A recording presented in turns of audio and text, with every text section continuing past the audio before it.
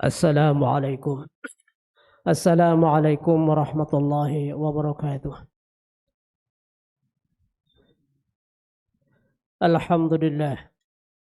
Alhamdulillahilladzi ja'alana minal muslimin warzaqana minat thayyibat. Asyhadu an la ilaha illallah wa asyhadu anna Muhammadan abduhu wa rasuluh. Allahumma salli wa nusallim ala nabiyil karim wa ala alihi wa ashabihi wa azwajihi wa dhurriyyatihi ajma'in, amma ba'd. Tama-tama kita panjatkan rasa syukur kita kepada Allah Ta'ala.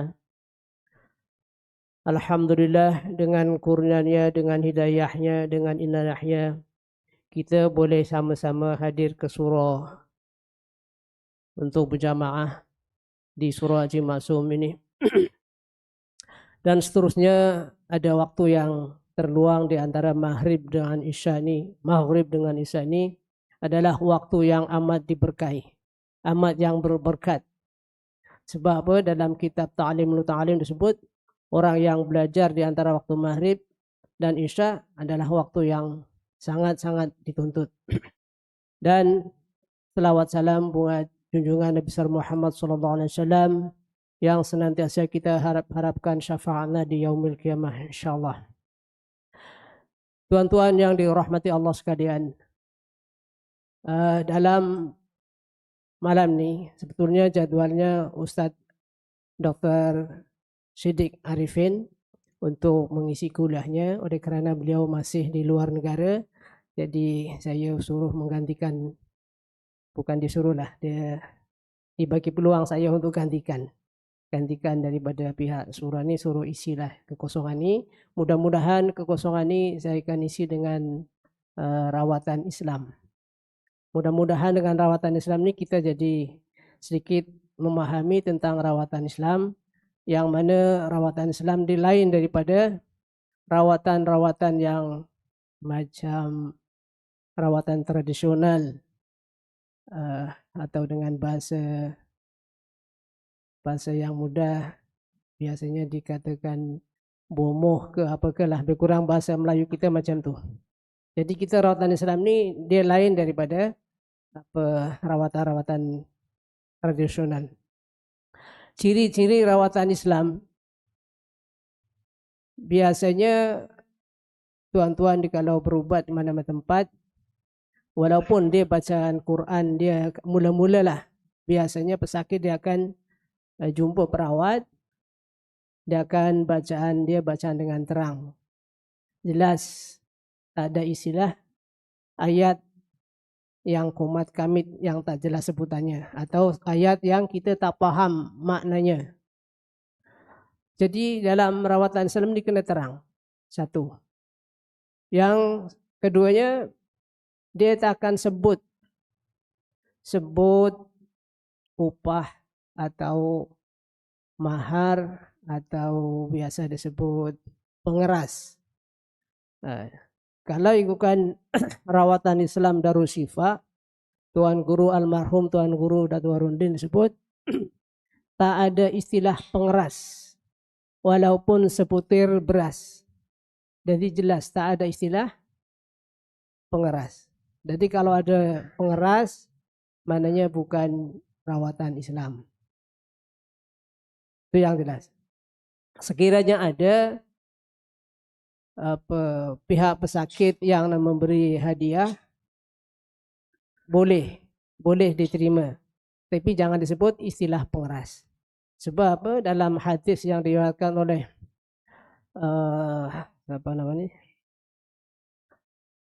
Al-Khudri, dia disebut waktu itu sahabat tak tahu yang dia nak dibagi hadiah kambing banyak. Oleh kerana sahabat ni dah meruqyah pesakit yang waktu itu ketua kaum atau ketua kampung dia sakit disengat binatang berbisa. Jadi dibacakan Fatihah, surah Al-Fatihah, dia sembuh. Bila dia sembuh, dia nak bagi hadiah kambing yang banyak. Jadi oleh kerana sahabat ni sangat setia dengan Nabi, taat pada Nabi, dia tak tahu, dia akan tanya kepada Nabi. Nanti dulu, jangan dibagi hadiah dulu. Kami akan jumpa Rasulullah, akan tanya, dibolehkan ke tidak? Tapi jawaban Rasulullah yang lebih mudah, dia kata boleh diterima. Dan Nabi minta sebahagian daripada hadiah tersebut. Itu sebagai dasar kita boleh menerima hadiah. Oke, tuan-tuan yang dirahmati Allah sekalian, dalam rawatan perbincangan rawatan Islam malam ini, kita akan membahaskan tentang kita harus tahu bahwa kesembuhan hanya berasal daripada Allah Subhanahu wa taala semata. Dengan bahasa yang mudah, kesembuhan adalah milik Allah. Ya, kesembuhan adalah milik Allah. Jadi tak ada apa-apa, yang penting semua adalah kerana Allah. Kita mengambil nas-nas daripada Al-Quran yang menunjukkan bahwa Al-Quran adalah penawar. Allah berfirman dalam surah Al-Isra, surat yang ke-17 ayat yang ke-82. Tuan-tuan kalau boleh simak, boleh simak. A'udzu billahi minasyaitonir rajim. Wa nunazzilu minal Qur'ani ma huwa shifaa'u wa rahmatul lil mu'minin wa la yazidu zalimina illa khasara. Shadaqallahul azim. Artinya, dan kami turunkan dari Al-Quran sesuatu yang menjadi penawar dan rahmat bagi orang yang beriman. Sedangkan bagi orang-orang yang zalim, Al-Quran itu hanya akan menambah kerugian. Al-Isra 82. Di sini kalau kita tengok betul-betul maknanya, sebagai penawar. Al-Quran ini adalah sebagai penawar dan menjadi rahmat bagi orang yang beriman. Syaratnya beriman dulu. Jadi bila dah beriman dengan Allah Ta'ala, iman dengan Rasul, iman dengan malaikat, iman dengan kitab, yaitu Al-Quran, mudah-mudahan keimanan itu jadi menjadikan dasar kita.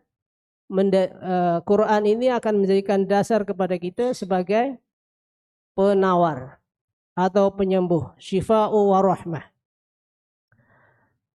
Dalam hal ini Ibnu Qayyim rahimallahu ta'ala berkata, menurut pendapat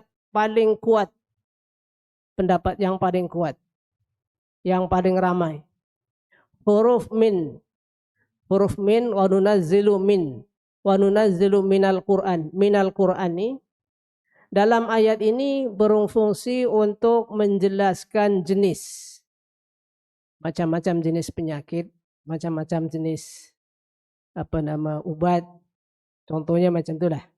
Dia macam-macam jenis. Dengan demikian Al-Quran itu seluruhnya penawar dan rahmat bagi orang-orang mukmin, orang yang beriman. Jadi kita kena yakin. Bila kadang-kadang kita berubat, baca Al-Quran, tapi keyakinan kita masih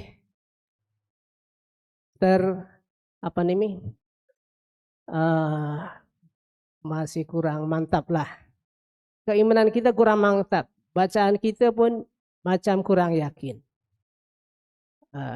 Jadi kena diyakinkan. Sebab kita ada ayat yang menyebutkan, Allah sebut dalam Quran, wa nunazzilu minal Qur'ani ma huwa shifaa'u wa rahmatul lil mu'minin. Quran ini adalah sebagai penawar dan jadikan rahmat bagi orang mukmin. Wala yazidu zalimina illa khasara. Dan Quran ini hanya akan menambah kerugian bagi orang-orang kafir lah. Sebab apa? Quran dah diturunkan. Allah Ta'ala dah turunkan Al-Quran. Tapi orang kafir ni dia tak ambil indah, tak ambil tahu. Jadi keadaan Quran ni bagi dia adalah semakin berat. Semakin menjadi kesusahan atau kerugian. Dalam hal ini, Syekh Abdurrahman As-Sa'di berkata, bagi komentar, Maksudnya Al-Quran mengandung penawar dan rahmat. Hanya saja fungsinya ini tidak berlaku bagi semua orang, tapi hanya berlaku bagi orang-orang yang beriman kepadanya sahaja. Jadi orang-orang yang iman, betul-betul iman, jadikan penawar. Yang membenarkannya ayat-ayat dan mengamalkan isinya. Nih, yang kita kurang paham lah. Terus terang saya sendiri pun kalau nak paham Quran kena buka tafsir biar dipaham mantap maksudnya. Dia kena macam itulah, kena dihayati, dibaca tafsirnya supaya kita lebih paham insyaallah. Yang membenarkan ayat-ayatnya dan mengamalkan isinya. Kena diamat-amati dah bacaan itu. Amat-amati betul-betul maknanya. Kadang-kadang ada ayat yang memberi larangan, memberi amaran, ada ayat yang memberi kabar gembira dan sebagainya. Adapun orang-orang yang zalim karena tidak percaya kepadanya dan tidak mengamalkan isinya. Ini orang-orang yang zalim terhadap ayat-ayat Al-Quran. Justru semakin membuat mereka rugi. Karena dengan Al-Quran, hujah tegak bagi mereka. Tolak habis-habis. Quran ini macam tak ada apa-apa lah ya, dia tak percaya kan. Nah buat macam mana dia tak percaya. Jadi ya semakin rugilah, semakin jauh daripada peringatan Allah Ta'ala. Penawar yang terkandung di dalam Al-Quran bersifat umum, mencakup penawar hati dari berbagai macam syubhah. Syubhah ini di sini dimaksudkan macam-macam keraguan. Kita dah percaya Quran, masih ragu lagi, masih kurang mantap. Contohnya kebodohan. Di sini maksudnya kebodohan. Maknanya kita tak paham. Nanti kalau bila tak paham kena tanya, kena belajar dan sebagainya. Pendapat-pendapat yang rusak. Setengah-setengah dalam masyarakat ni ada yang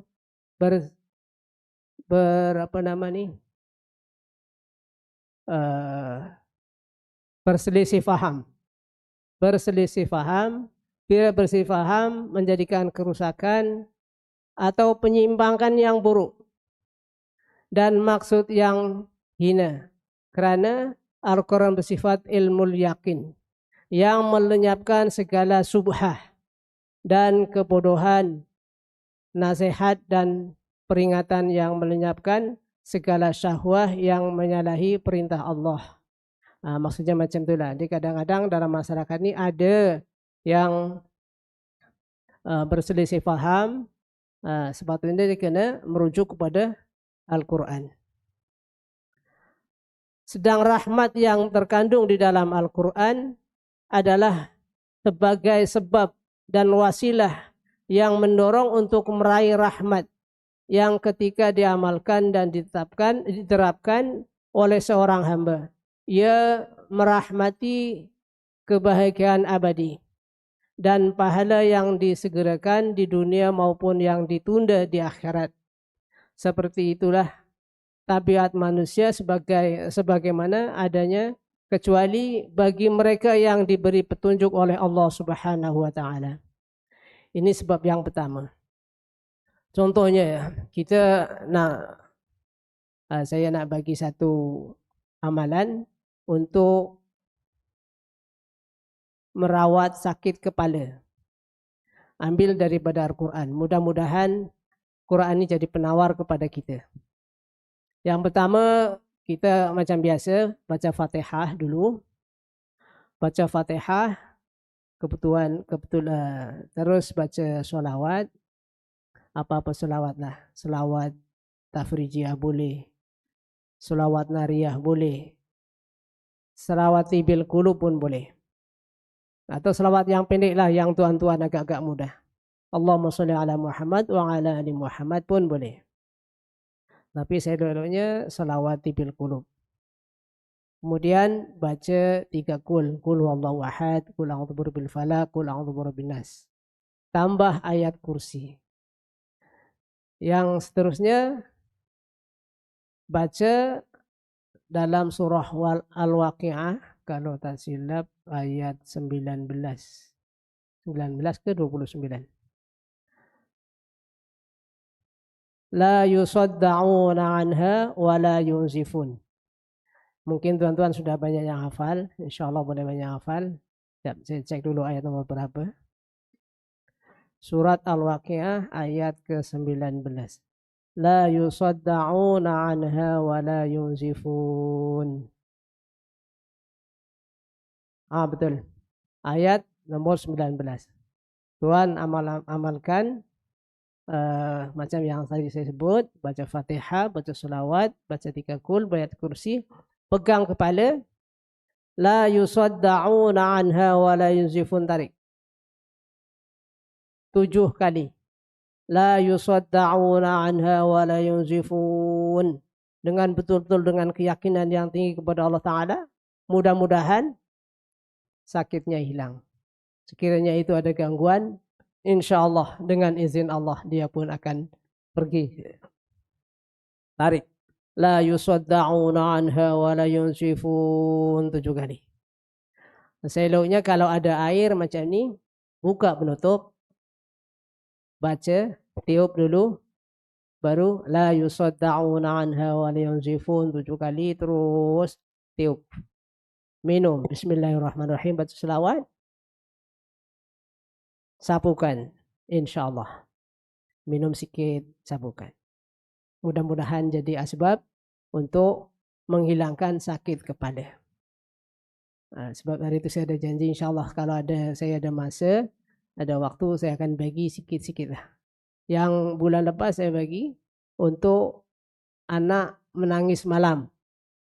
Menangis malam tu pun satu hal, atuknya tak boleh tidur, bapaknya tak boleh tidur, maknya tak boleh tidur. Daripada pukul 8 sampai pukul 11 malam, nangis tak berhenti. Tengok mata tak berair. Bacalah yang saya bagi hari itu.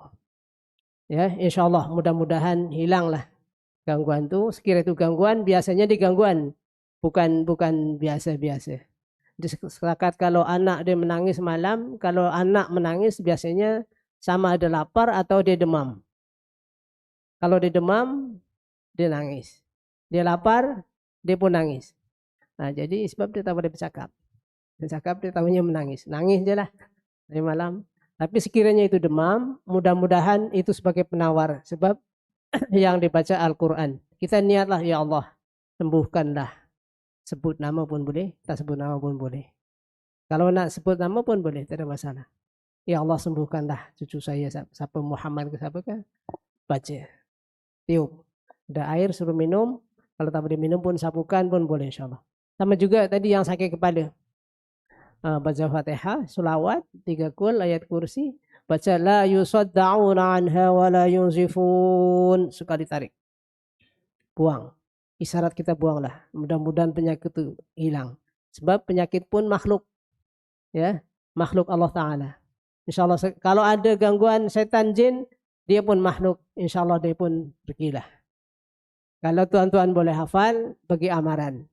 Udzakirukum wa unashidukum billah wabil ahdil ladzi akhadtumuhu ma'a Sulaiman bin Dawud antarhalu, sebut 3 kali, antarhalu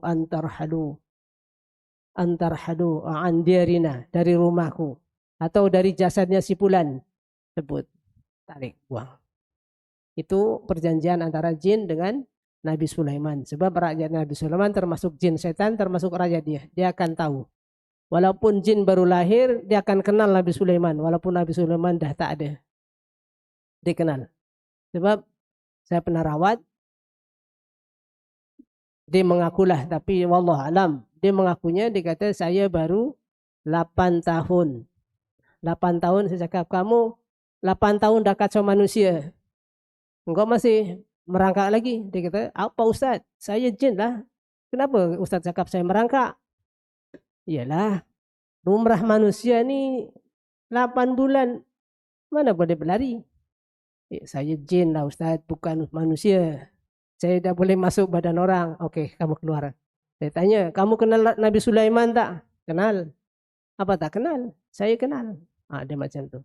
Kita berkomunikasi dengan jin tapi melalui ucapan manusia, mulut manusia. Tapi kita jangan percaya sepenuhnya. Kita tak boleh percaya. Jadi nanti kalau kita percaya sangat, kita akan ditipu dengan dia. Dia sebab penipu besar. Nabi kata jin tu penipu besar. Selalu saya cakap dengan kalau saya bagi sarahan tu, sebab penipu besar, Rasulullah dah sebut dia penipu besar. Dulu mengajar Abi Hurairah dengan ayat kursi, tapi Nabi kata betul, itu bacaan itu betul, tapi ingat Abi Hurairah dia adalah penipu besar. Jin itu penipu besar. Dengar boleh. Nanti kalau kita percaya, kita jadi difitnah dengan dia. Siapa? Kamu sakit kenapa? Jiran kamu yang hantar. Jiran kamu yang hantar, nantinya jiran dengan jiran bergaduh. Sebab apa? Percaya dengan ucapan tadi. Melalui mulut manusia, tapi yang bercakap dia jin. Jangan percaya. Ya, tuan-tuan. Oke, saya teruskan lagi. Itu sedikitlah untuk selingan. Mudah-mudahan manfaat. Siapa yang sakit kepala, baca macam tadi. Dengan i'tiqad yang kuat, yang yakin. Sebab Tuan Guru almarhum Dr. Nurdin kata, kena keyakinan yang tinggi. Betul-betul kuat. Minta dengan Allah. Tak ada yang boleh menyembuhkan kecuali Allah Ta'ala. InsyaAllah. Seterusnya tuan-tuan. Sebab yang kedua. Dalam firman Allah Subhanahu wa taala disebut, A'udzu billahi minasyaitonir rajim. Ya ayyuhan nasu qad ja'atkum mau'izatun mir rabbikum wa shifaa'un lima fis sudur. Wa shifaa'un lima fis suduri wa hudaw wa rahmatul lil mu'minin. Wahai manusia, sesungguhnya sungguh telah datang kepada kamu pelajaran yaitu Al-Quran dari Tuhan kamu. Penyembuh bagi penyakit yang ada dalam dada dan petunjuk serta rahmat bagi orang-orang yang beriman. Di sini pun sebut ayat yang lain sebut mau'izatum mir rabbikum wa shifaa'un lima fis sudur. Penyembuh penyakit yang ada dalam hati. Syekh Abdurrahman As-Sa'di berkata, penyembuh bagi penyakit yang ada dalam dada, penyembuh itu adalah Al-Quran. Menyembuhkan berbagai macam penyakit syahwat. Syahwat ini maknanya sesuatu yang diinginkan, diingini, yang ada di dada, yang memalingkan seseorang untuk tunduk pada syariat, dan penyakit syahwat yang mencederai ilmu yakin.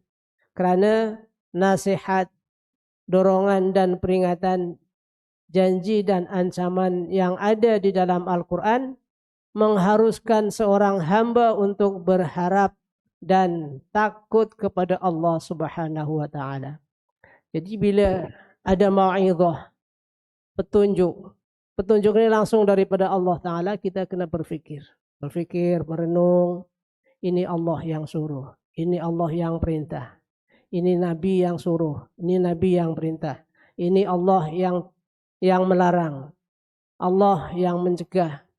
Dia kena fikir. Jadi bila dalam hati ini, dalam dada ni ada hati.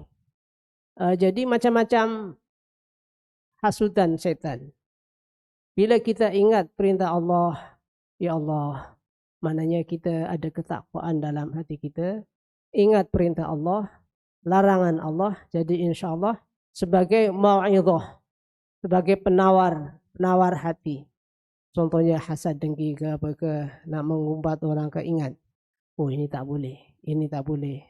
Jadi bila ingat, insyaAllah jadi penawar, hati kita jadi bersih.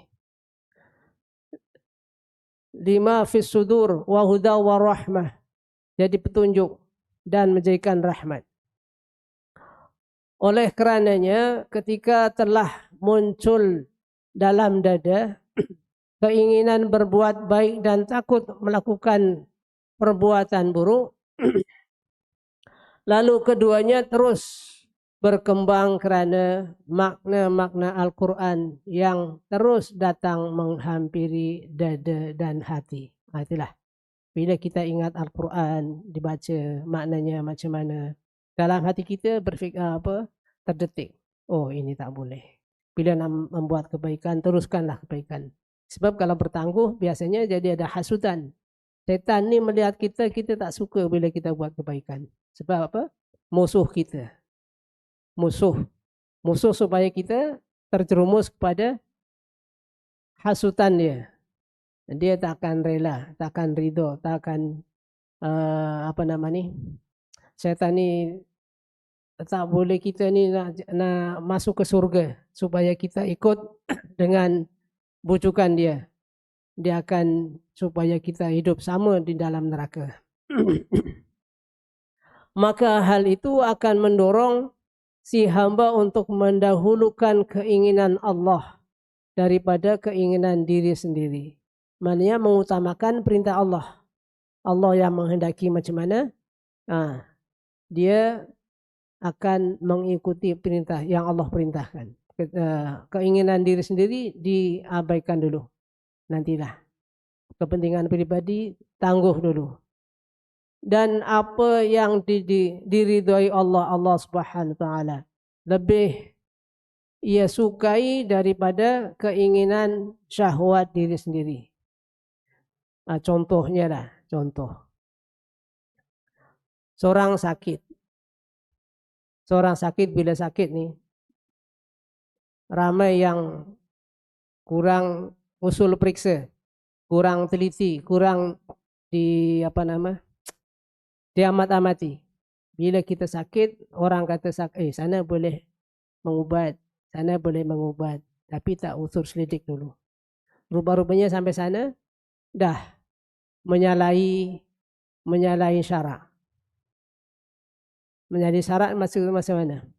Dia syarat-syarat yang bukan-bukan. Sedangkan rawatan Islam tak adalah istilah. Contohlah, kamu kena puasa 3 hari dulu. Nanti baru datang ke sini. Tak ada istilah macam tu. Kamu kena bawa benda-benda yang menyalahi syarat. Contoh bawa benda-benda yang haram. Tak boleh dibawa atau nak digunakan macam mana. Dia akhirnya macam tukang sihir. Bila dia sembuh, Allah bagi kesembuhan, tapi Allah tak ridho. Sebab apa? Menyalahi, syirik kepada Allah Ta'ala. Bila syirik, dosa yang Allah tak ampunkan. Kena ingat. Kadang-kadang seolah-olah macam salah, tak ada apa masalah, tak ada masalah. Tapi kesannya nanti, na'udzubillah, sangat-sangat besar. Sebab mensyirikkan Allah Ta'ala, menduakan Allah Ta'ala. Kadang-kadang lah ada yang bila orang sakit, jom ikut aku. Aku tunjukkan orangnya baca Quran, baca ini, baca itu. Mula-mula memang baca Fatihah, baca ayat kursi, baca kulhu apa semua. Tapi akhir-akhir tu dia akan pegang air yang kumat kamit. Puh apa yang dibaca pun kita tahu. Tak tahu, tak dengar. Itu tak digalakkan lah. Sebab bacaan tak jelas. Walaupun dia sembuh, tapi Allah tak ridho. Itu yang kita takut. Kalau dia sakit, tapi Allah ridho, Allah menghilangkan dosa-dosanya, mengangkat kesalahan dia, kekhilapan dia, diampunkan dosanya, kita ridho dengan kesakitan itu. Mudah-mudahan Allah Ta'ala masukkan kita ke surga. Tapi sekiranya kesembuhan yang Allah tak ridho, diasbabkan kesirikan, Allah tak ridho. Akhirnya, campakkan ke neraka. Sebab Allah tak ridho. Dah jelas. Wala tusyrik billah. Jangan menyekutukan Allah Ta'ala. Banyaklah ayat-ayat dalam Quran yang melarang kita mensyirikan, menyekutukan Allah Ta'ala. InsyaAllah boleh dipahami ya. Sebab saya akan agak terlalu laju sikit ni cakap. Seperti itu pula bukti-bukti nyata dan dalil-dalil yang tercantum di dalam Al-Quran yang disampaikan Allah Subhanahu wa taala dengan begitu indahnya dan jelas, dengan begitu gamblangnya yang dapat melenyapkan beragam syubhah yang mencederai kebenaran dan mencapai tingkatan keyakinan tinggi di dalam hati. Inilah tujuan kita mengkaji Al-Quran, membaca Al-Quran, atau berubat dengan cara yang betul. Jadi hati kita walaupun macam mana pun kita sakit, kita ridho, Allah angkat dosa-dosa kita, Allah ampunkan. Manakala hati telah sembuh dari penyakit dan mengenakan pakaian kesehatan, seluruh tubuh akan mengikutinya, karena seluruh bagian tubuh akan baik manakala hati baik, dan seluruh badan tubuh akan rusak manakala hati rusak. Jadinya macam tu. Mudah-mudahan hati kita akan semakin baik, bertambah keimanan, bertambah ketakwaan kita. Jadi rohani kita akan semakin kuat. Iman kepada Allah semakin tinggi, semakin kuat, semakin kencang, semakin padu. InsyaAllah. Mudah-mudahan Allah Ta'ala terima amalan kita. Walaupun kita sakit, tapi kita ridho. Allah ridho. Allah uji kita. Sebab setiap insan, setiap manusia ini ujiannya masing-masing. Lain-lain ujiannya. Kadang diuji anak sakit, diuji istri sakit, diuji suami sakit. Jadi kena ridho. Waktu itulah ujian yang Masya Allah. Dia akan mengadu kepada perawat. Ustaz, saya macam ni. Kita dengar dulu aduan dia supaya supaya dilepaskan dia punya angan-angan dia dalam hati dia, keluhan dia. Kita terima dulu, baru kita rawat. Sakitnya macam mana? Ustaz, saya di rumah panas sangat Ustaz. Tapi tidur rumah orang selesa. Tak tahu apa yang ada dalam rumah saya. Ustaz cakap, saya pun tak tahu. Habis tuan rumah yang duduk, ada apa tuan rumah? Puan, kalau dia perempuan lah. Puan ada apa? Dalam rumah ada apa? Kita sembang kita korek, kita cari apa dia kelemahan dia. Dan nanti kita bincang elok-elok, mudah-mudahan kita boleh membantu kerana Allah Ta'ala. Ya, yang kita baca pun ayat-ayat Quran, doa-doa mustajab insyaAllah. Dan seterusnya. Dalam ayat yang lain, surah Al-Fusilat ayat 44. Qul huwa lilladzina amanu huda wa shifa. Katakanlah Al-Quran adalah petunjuk dan penyembuh bagi orang-orang yang beriman. Nah, syaratnya kena beriman dulu. Orang yang beriman insyaAllah. Mudah-mudahan Allah mudahkan urusannya. Dalam ayat Qul huwa lilladzina amanu huda wa shifa. Katakanlah Al-Quran adalah petunjuk dan penyembuh bagi orang-orang yang beriman, yaitu menuntun mereka menuju jalan petunjuk dan jalan yang lurus, serta mengajari mereka ilmu-ilmu bermanfaat untuk mencapai petunjuk yang sempurna dan kesembuhan bagi mereka dari berbagai penyakit jasmani dan rohani. Karena Al-Quran itu melarang akhlak-akhlak yang perbuatan yang buruk, mendorong untuk bertobat dengan semurni-murninya, tobat yang membasuh dosa-dosa dan menyembuhkan hati. Jadi dalam perubatan Islam ini Al-Quran adalah sangat-sangat dituntut. Mudah-mudahan dengan keyakinan kita baca Al-Quran, mudah-mudahan Allah Ta'ala sembuhkan dan hilangkan segala penyakit dan segala gangguan yang ada dalam tubuh kita atau keluarga kita. Perkataan ahli ilmu dan para peneliti bahwa Al-Quran adalah ubat berbagai penyakit. Ibnu Qayyim rahimahullah ta'ala berkata, Al-Fatihah mengandungi dua obat. Obat hati dan obat jasmani. Ibnu Qayyim berpendapat Al-Fatihah itu adalah mengandungi dua obat. Al-Quran mengandungi obat jasmani. Berikut akan kami sampaikan sunnah mengenai hal ini. Lalu Ibnu Qayyim rahimahullah ta'ala menyebutkan hadis dari Abu Sa'id Al-Khudri yang tadi muqaddimah saya sebut, yaitu Fatihah. Sahabat membacakan Fatihah jadikan ruqyah adalah sampai pada perkataan berikut. Hadis ini menunjukkan sembuhnya orang yang tersangat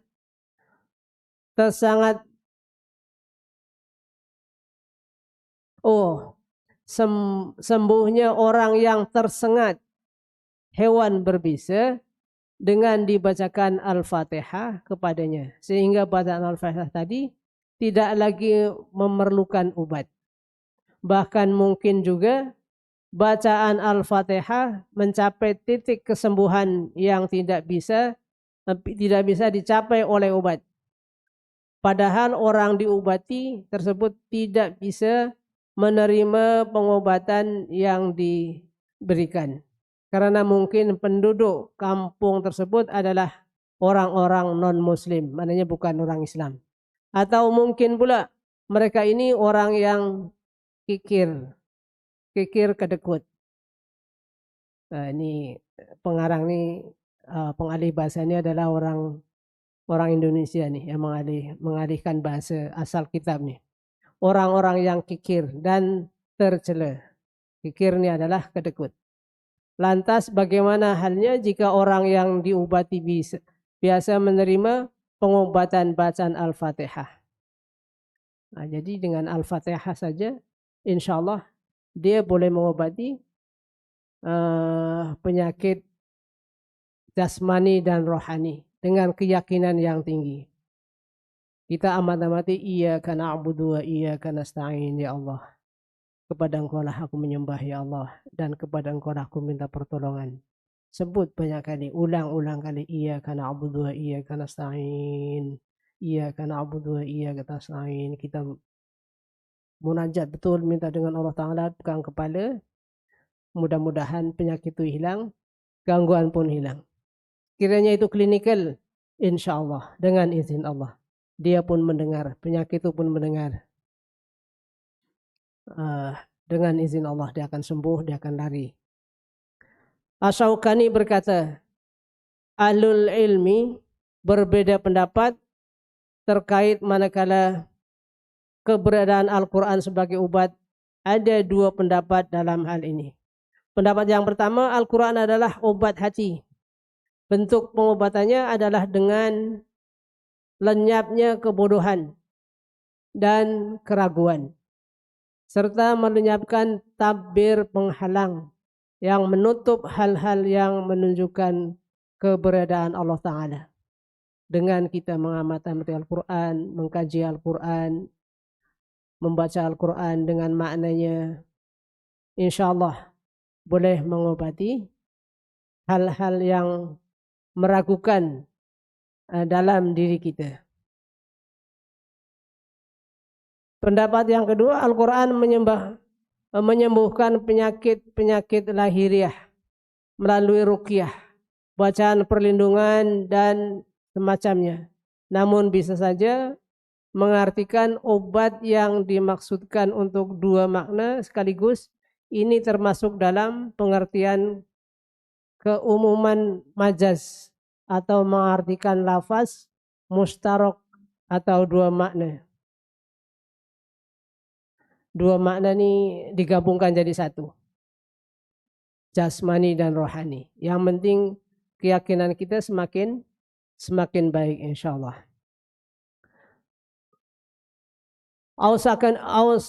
Asy-Syaukani juga mengatakan, Al-Baihaqi meriwayatkan dalam Syu'bul Iman dari Wasilah bin Al-Asqa radhiyallahu anhu,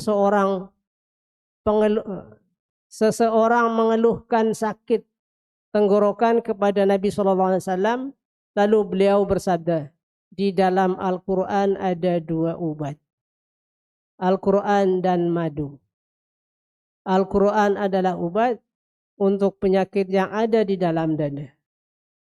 Dan madu adalah obat untuk segala penyakit. Ini nas Al-Quran dia macam tu. Dalam Al-Quran madu adalah obat segala penyakit. Bila dikaji, madu itu adalah obat yang akan memperbaiki sel-sel yang sudah rusak. Sel-sel yang sudah mati, minum madu.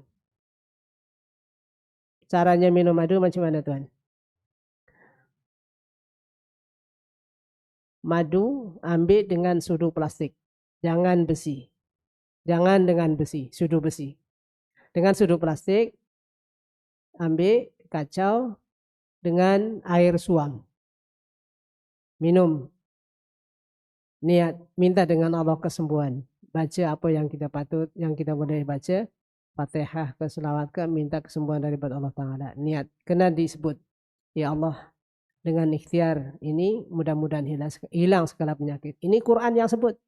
Bukan saya pandai-pandai mereka. Ini Nabi sebut. Dalam Quran pun ada ayatnya yang menerangkan bahwa madu adalah penyembuh.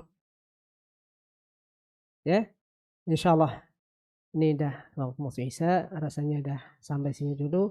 Insyaallah ada kemanfaatannya yang kita bincang pada malam ini. Mudah-mudahan Allah meridhoi, merahmati kita dan ilmunya boleh diamalkan. Siapa-siapa yang amalkanlah insyaallah. Jadi setakat ini saja. Apabila terkasar bahasa kesilapan, saya mohon maaf banyak-banyak. Yang betul, yang benar adalah daripada Allah Ta'ala. Yang khilaf adalah daripada kekurangan saya sendiri. Wallahu a'lam. Wabillahi taufiq wal hidayah. Wassalamualaikum warahmatullahi wabarakatuh.